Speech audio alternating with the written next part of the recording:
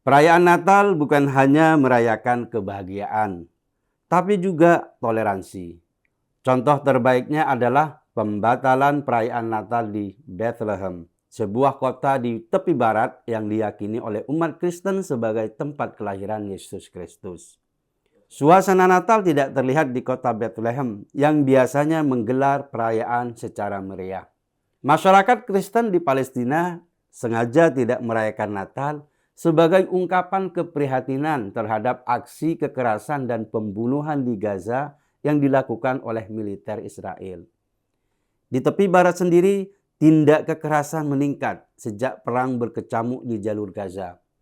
Menurut otoritas kesehatan setempat, lebih dari 290 warga Palestina di tepi barat tewas dibunuh oleh tentara atau pemukim radikal Israel. Apa yang terjadi di Palestina ini merupakan contoh bagi kita semua. Kerukunan dan perdamaian merupakan hal pokok yang harus terus kita wujudkan. Karena aksi intoleran dan ego segelintir orang bisa merusak kebangsaan. Masih segar dalam ingatan kita.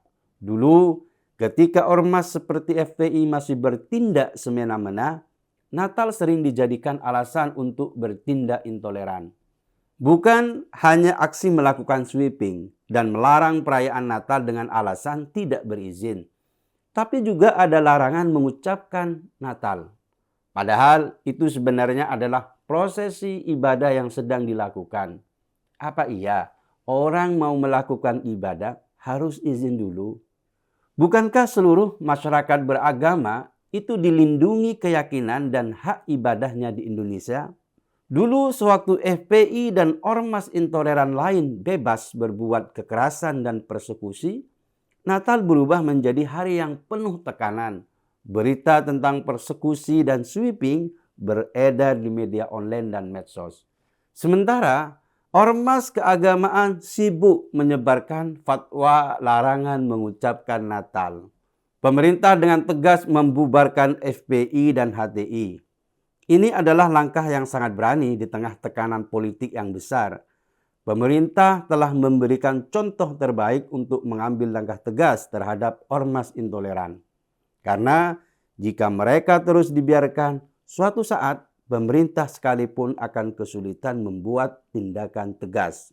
Kita harus bersyukur zaman kegelapan itu telah berakhir.